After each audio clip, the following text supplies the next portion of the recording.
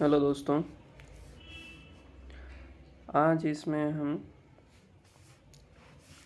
UPSC PT के लिए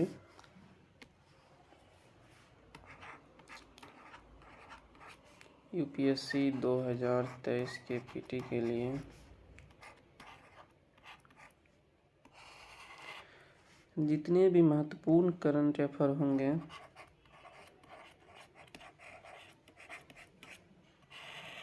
सिर्फ पीटी के लिए, मेंस का बात हम बाद में करेंगे। मेंस के टाइम अभी सिर्फ पीटी से संबंधित जो भी इम्पोर्टेंट करंट अफेयर 15 महीने या 16 महीने का देखना है। तो हम जनवरी 2022 से शुरू कर रहे हैं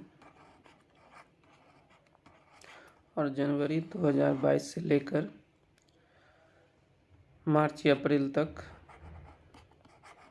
2023 तक, और हर मैगजीन का जो सबसे महत्वपूर्ण करंट अफेयर का टॉपिक होगा वही इसमें कवर किया जाएगा। तो आज हम जनवरी 2022 का करेंगे। इसमें हजारों टॉपिक होते हैं। अगर आप 1.5 साल का तैयार करते हैं एक एक टॉपिक, मान लीजिए इसी मैगजीन का, तो बहुत से टॉपिक होते हैं। 100 प्रश्न आएंगे, हजारों टॉपिक होंगे सिर्फ करंट अफेयर। तो इसलिए इसमें वो टॉपिक पढ़ना है जो बहुत इम्पोर्टेंट हो। बाकी आप पढ़ सकते हैं, मैं इसमें वही कवर कराऊंगा जो बहुत अत्यधिक महत्वपूर्ण है, और कौन कौन से कराना है उसका बारे में भी बताऊंगा। तो ठीक है, चलते हैं, देखते हैं।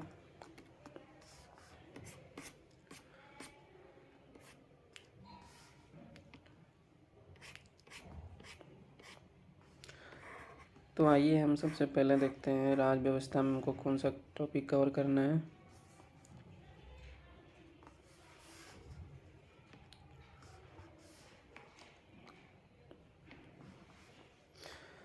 तो राज्य व्यवस्था में सबसे पहले डिजिटल अधिकार के बारे में देखेंगे। ये इम्पोर्टेंट टॉपिक है, और ये इलेक्ट्रॉनिक वोटिंग मशीन के बारे में पढ़ेंगे, और निजी क्षेत्र में स्थानीय आरक्षण के बारे में पढ़ेंगे, और इसमें पढ़ेंगे हम लोग हैदराबाद घोषणा पत्र। तो टोटल कितना इसमें हो गया? 4 टॉपिक। तो ये जो राज्य व्यवस्था और पॉलिटी में सिर्फ 4 टॉपिक पढ़ना है। बाकी आप चाहे तो ये ऑनलाइन पढ़ सकते हैं, ये भी पढ़ सकते हैं, वो आपका मर्जी है। बाकी हम इसमें 4 कराएंगे। ये 4 मोस्ट इम्पोर्टेंट है, ये पूछने हो सकता है ये क्वेश्चन आ जाए। तो चलिए देखते हैं।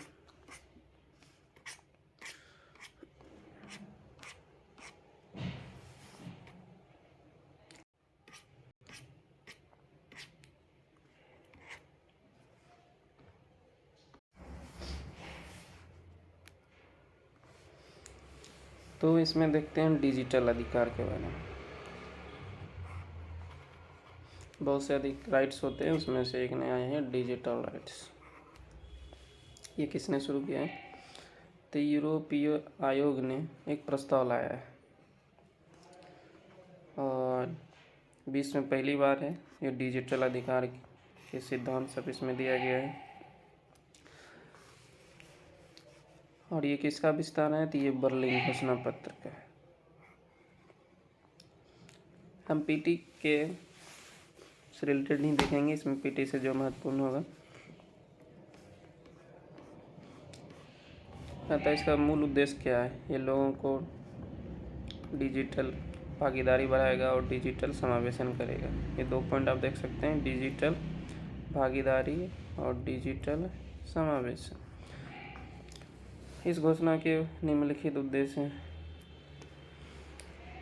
लोगों के अधिकार की रक्षा करेगा, एक निष्पक्ष और सुरक्षित ऑनलाइन तंत्र सुनिश्चित करेगा, और इसके कुछ महत्वपूर्ण सिद्धांत दिए हुए हैं, जैसे कि 6 सिद्धांत दिए हुए हैं।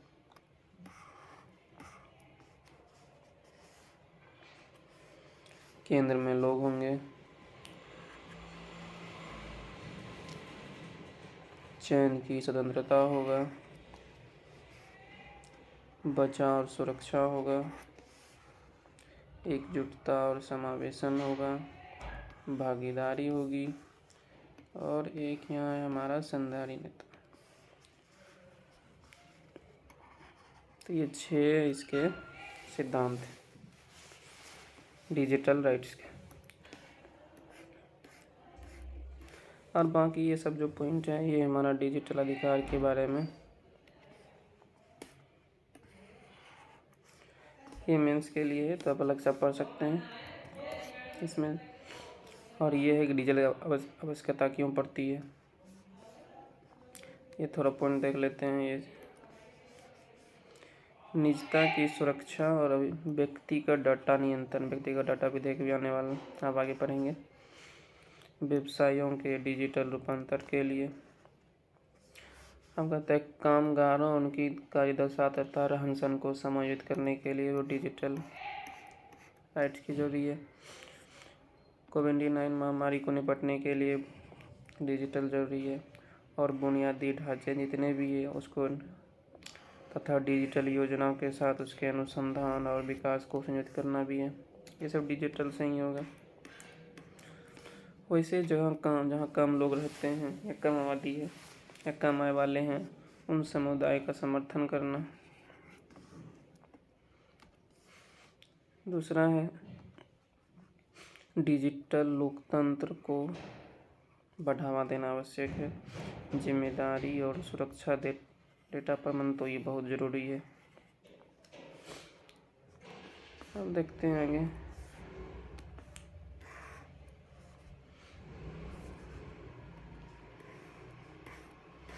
हम कहते हैं चुनौतियों क्या है।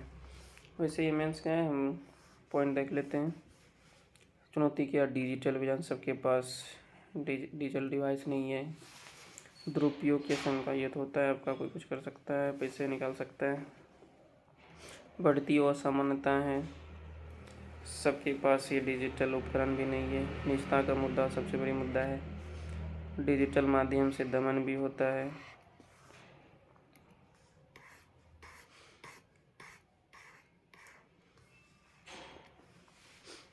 मानवाधिकार का उल्लंघन, बाल अधिकारों पर कम ध्यान देना, ये सब चुनौतियां हैं। तो चुनौतियों को कैसे हम कम कर सकते हैं, आगे क्या है। तो ऐसा टेक्नोलॉजी लाना जो मानव केंद्रित हो, व्यक्तिगत डेटा संरक्षण और उपयोग को सीमित करना, बहुहितधारक व व्यापक अंतर्राष्ट्रीय सहयोग को बढ़ावा देना, हरित और डिजिटल प्रौद्योगिकी को महत्व देना, और डेटा सुरक्षा एजेंसी की स्थापना करना। ये आगे की रहा है। कहता है डिजिटल अधिकारों की दिशा में की गई पहले सरकारी पहलें कौन सी है। तो internet bill of rights Brazil, आतंकवादी हिंसक चरमपंथी ऑनलाइन सामग्री को समाप्त करने के लिए क्राइस्ट चर्च कॉल, ये न्यूजीलैंड का है। ये पेरिस कॉल है। भारत का व्यक्तिगत डेटा संरक्षण विधेयक है। National policy of universal electronic explorative Bharat का ही है। और यूरोपियन संघ प्रोटेक्शन रेगुलेशन, ये सरकारी पहले हैं। अब सिविल सोसाइटी की क्या सब पहले हैं। मध्यवर्ती दायित्व पर मनीला सिद्धांत, डिजिटल सहयोग के लिए रोडमैप पर महासचिव की रिपोर्ट, न्याय संगत और समान इंटरनेट पहुंच पर दिल्ली घोषणा पत्र, इंटरनेट के मानवाधिकार सिद्धांत का चार्टर, आर्टिफिशियल इंटेलिजेंस के लिए सार्वभौमिक दिशा निर्देश, और हासिल मोर कृत्रिम बुद्धिमत्ता सिद्धांत। तो ये सब चीज़ें डिजिटल राइट्स में। आगे हम देखते हैं।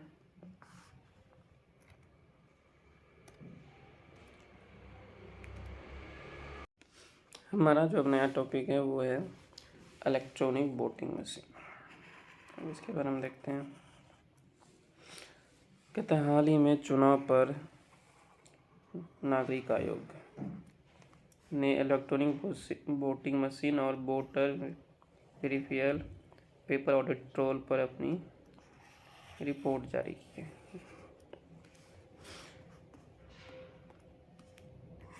कौन सा क्या चुनाव पर नागरिक आयोग, अभी ईवीएम है क्या?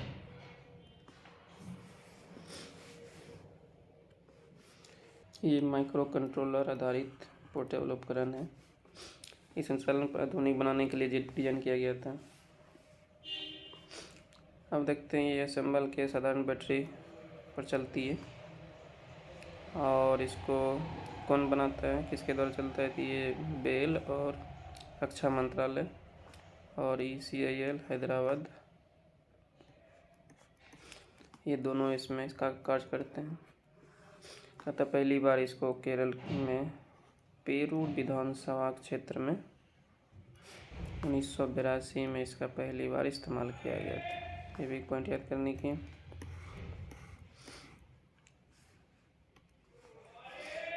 चुनाव में ईवीएम का इस्तेमाल वैध है। 1988 में जन प्रतिनिधित्व नियम 1951 में धारा 61A में जोड़ी गई थी और इस धारा से निर्वाचन आयोग ने इलेक्ट्रॉनिक वोटिंग मशीन को उपयोग करने का अधिकार दिया गया। कहता है एक में कितना हम वोट डाल सकते हैं? 2000 मत दर्ज कर सकते हैं। कितने उम्मीदवारों के लिए? 64 उम्मीदवारों के लिए, नोटा सहित। एक बैलेट में कितने उम्मीदवार आ सकते हैं? 16 उम्मीदवार। और इसका नाम वर्णमाला के अनुसार अल्फ़ाबेट पर किया जाता है।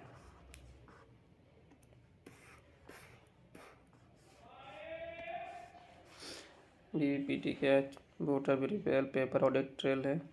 ये इलेक्ट्रॉनिक वोटिंग मशीन से जुड़ी करने स्वतंत्र मशीन है जो मतदाता को सत्यापित करता है कि आपके वोट कुछ सेकंड के लिए दिखता है। एक पर्ची छपती है, उसमें नाम, पता और चिन्ह होता है और ये 7 सेकंड के लिए उसमें दिखता है। आप देख सकते हैं कि हाँ मेरा वोट चला गया। इसके बाद पर्ची होता है, इसमें सीलबंद बंदूक ड्रॉप में आ जाती है। कहते हैं इसमें चिंता क्या है? कहते ये बहुत ख़राब मौसम में सही से कार्य करने में आशंका बढ़ जाती है और सामान्य प्रोसेसर और एक मेमोरी और एक प्रिंटर इकाई होते हैं। ऐसे में इसके खतरा इंक हैक होने का खतरा रहता है और ये सत्यापित करने के लिए ये कम समय की 7 सेकंड देता है। कुछ समय और बढ़ाना चाहिए, ये कारण। अब ईवीएम के लाभ क्या है? धोखाधड़ी की आशंका को कम करना। कई सॉफ्टवेयर ऐसा प्रोग्राम है इसको हैक करने की दिखा दिया कि हैक हो जाता है। बेसिक उदाहरण है कि लोग अभी भी क्या करते हैं, पेपर बैलेट से वोट देते हैं। कुछ देश का उदाहरण है जैसे जर्मनी और नीदरलैंड और आयरलैंड ने उपयोग बंद कर दिया है ईवीएम।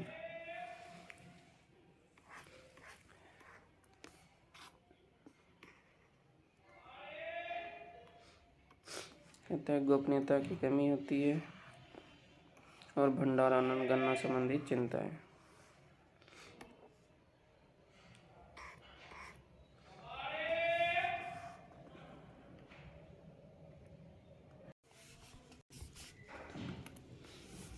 इसके लाभ देखते हैं कि ईवीएम के क्या सब लाभ हो सकते हैं। तो मतदाताओं की पसंद का अधिक प्रमाणिक सटीक रूप है, प्रक्रिया को अधिक सरलीकरण कर देता है, अधिक बचत भी होता है और सुरक्षित स्टैंड अलोन मशीन है, कहीं भी रख दीजिए। त्वरित गणना प्रक्रिया हो जाती है और बूथ कैप्चरिंग की संभावना अब कम हो गई है इससे। ये सब इसके लाभ हैं। कुछ और फैक्ट्स देख लेते हैं।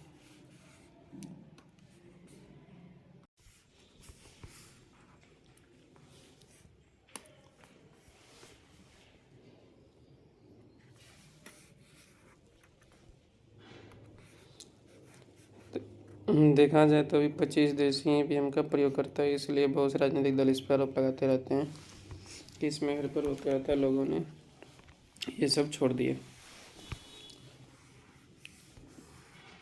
आगे देखते हैं। अब देखेंगे निजी क्षेत्र में स्थानीय आरक्षण। ये हरियाणा सरकार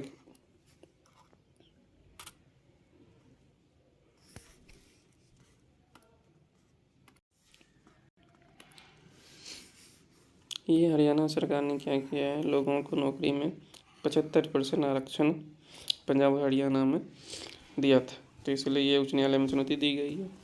और ये अधिनियम क्या था, हरियाणा राज्य स्थानीय उम्मीदवार नियोजन अधिनियम 2020 और 15 जनवरी 2022 को लागू हुआ।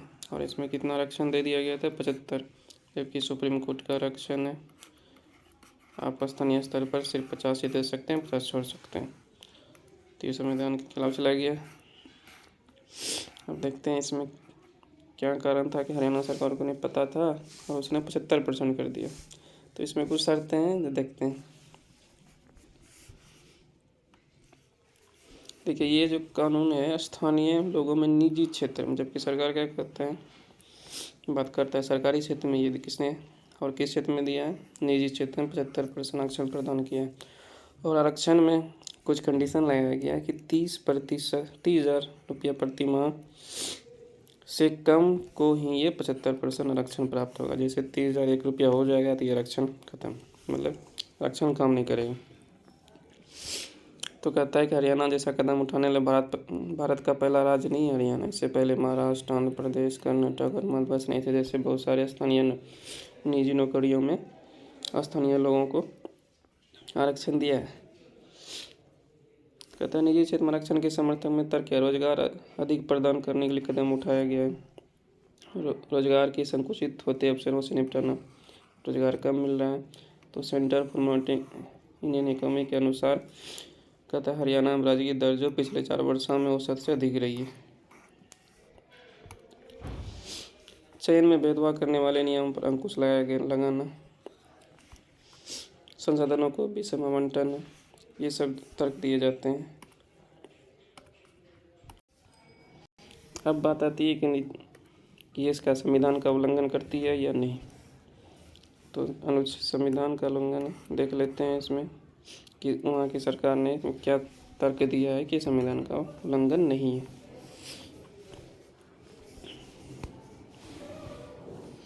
जैसे कि हरियाणा में अधिवास स्थानीय उम्मीदवारों की नौकरी को वरीयता प्रदान करने वाला ये उपखंड संविधान के अनुच्छेद 14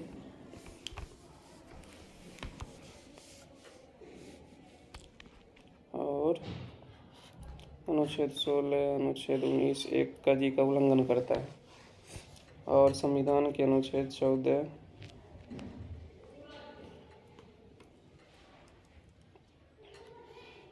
अनुच्छेद 16 के समानता अधिकार से संबंधित है।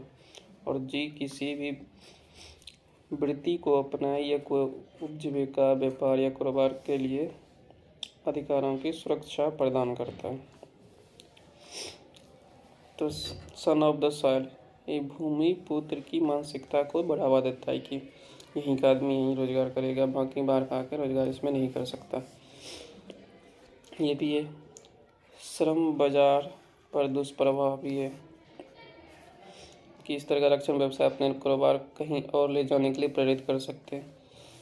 जैसे मान लीजिए कोई कंपनी यहाँ आना चाहती है, वहाँ लिखा हुआ 75% आरक्षण हमारे यहाँ से देना है, तो कंपनी को लगेगा सरकार जो चाहेगा वही करेगी।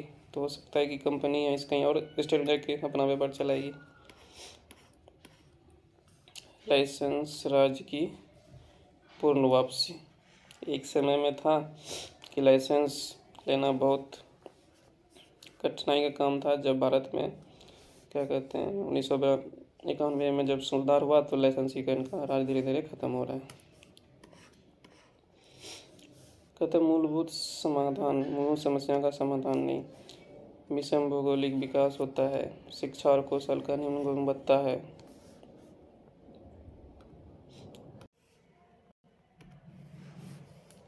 देखिए सन ऑफ सॉइल क्या होता है, भूमि पुत्र के लिए कानूनी मुद्दे पर जानकारी। कहते मध्य प्रदेश ने 2020 में सभी सरकारी नौकरियों के लिए राजकीय युवाओं के लिए आरक्षित कर दिया था और ये समानता की मौलिक अधिकार के प्रश्न उठे थे।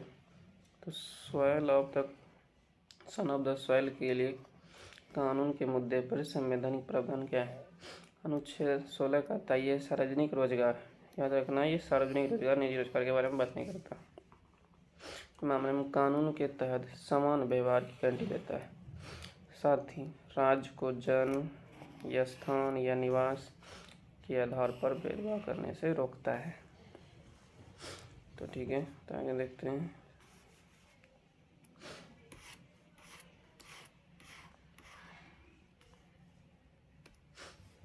सोलह के अनुच्छेद 16 के 2 में क्या दिया हुआ है?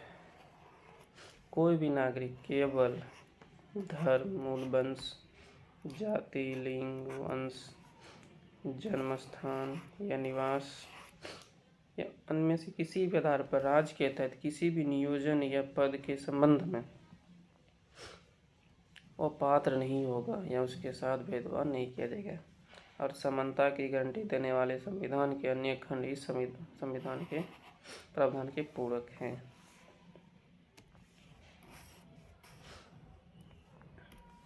सोलह के 3 में क्या कहा जाता है? अपवाद के रूप में कहा गया है कि संसद किसी विशेष राज्य में नौकरियों के लिए निवास की आवश्यकता को निर्धारित करने वाला कानून बना सकती है। यह शक्ति केवल संसद में निहित है और राज्य विधानसभा में नहीं। ये पद है।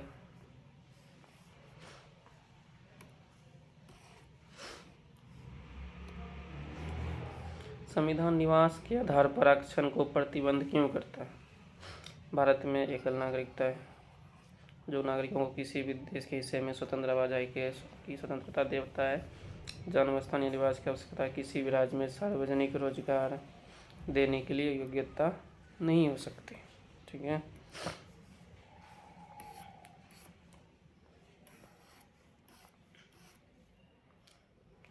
तो देख लेते हैं आगे क्या है। क्या करना चाहिए? क्षेत्रीय असमानता को कम करना चाहिए, श्रम प्रधान उद्योगों को बढ़ावा देना चाहिए, शिक्षा और कौशल पर ध्यान देना चाहिए और प्रोत्साहन का मार्ग अपनाना चाहिए। अब हम देख लेते हैं, एक लास्ट है हमारा इसमें घोषणा पत्र, हैदराबाद घोषणा पत्र, ई गवर्नेंस पर। देखिए 24वें राष्ट्रीय ई गवर्नेंस सम्मेलन का आयोजन सभा की समिति से हैदराबाद घोषणा पत्र को स्वीकार किया। ये किस मंत्रालय का है? तो मीटिंग इलेक्ट्रॉनिक्स और सूचना प्रौद्योगिकी मंत्रालय तथा प्रशासनिक सुधार और लोक शिकायत विभाग, ये संयुक्त दोनों ने मिलकर इस कार्यक्रम को आयोजित किया था। ई गवर्नेंस सरकार के सभी स्तर पर ICT का उपयोग करेगा, मतलब इंफॉर्मेशन टेक्नोलॉजी का, सूचना और संचार प्रौद्योगिकी का। इसका उद्देश्य क्या होगा? नागरिक, व्यवसाय, सरकार के अन्य अंगों के साथ सकारात्मक परिवर्तन लाना। इसने सरकार को कवरेज बढ़ाने, पारदर्शिता में वृद्धि करने, नागरिकों के प्रति अनुक्रिया में सुधार करने के लिए और लागत कम करने की सहायता और नागरिकों को बेहतर पहुंच और समानता और सामाजिक सशक्तिकरण की सुविधा प्रदान की है। कहते इसकी मुख्य विशेषता क्या है?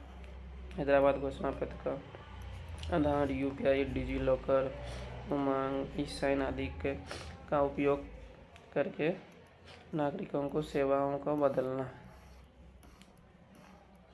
प्रमुख सामाजिक क्षेत्र स्वास्थ्य, शिक्षा और कृषि, ये 3 महत्वपूर्ण है। राष्ट्रीय स्तर पर सार्वजनिक डिजिटल प्लेटफॉर्म का बहुत जल्दी क्रियान्वयन करना और प्रौद्योगिकी जैसे कि artificial intelligence, machine learning, blockchain, 5G जिम्मेदारी पूर्वक उपयोग को बढ़ावा देना, महामारी जैसे आपदाओं को मजबूत तकनीक का समाधान सुनिश्चित करना। तथा डिजिटल तकनीक को सरकारी सेवा डिजिटल और वितरण का प्राथमिक पहलू बनाना और राष्ट्रीय गवर्नेंस सेवा वितरण मूल्यांकन के मेटी के सहयोग से अपनाना। कुछ ही गवर्नेंस पालन क्या है? भूमि परियोजना कर्नाटक, भूमि रिकॉर्ड की ऑनलाइन उपलब्धता शुरू की गई। ई सेवा आंध्र प्रदेश, ज्ञानदूत मध्य प्रदेश, सेवा पूर्ति पहल और लोकवाणी उत्तर प्रदेश, ये भूमि के रिकॉर्ड को रखेगा, निपटान करेगा शिकायत को। और फ्रेंड्स योजना केरल, इसमें सेवाओं के वितरण के लिए तेज, विश्वसनीय और कुशल व तत्काल नेटवर्क शुरू किया गया। तो ये हमारा क्या कहते हैं, पॉलिटी एंड गवर्नेंस जनवरी 2022 का समाप्त हो गया। इससे रिलेटेड जो भी टॉपिक आप पढ़ सकते हैं, इसमें जितना भी मोस्ट इम्पोर्टेंट टॉपिक था मैंने कवर करवा दिया। और हम पार्ट 2 में कवर करेंगे IR में जो मोस्ट इम्पोर्टेंट जो PT में होगा आने के लिए वही कवर किया जाएगा। तत्काल के लिए धन्यवाद।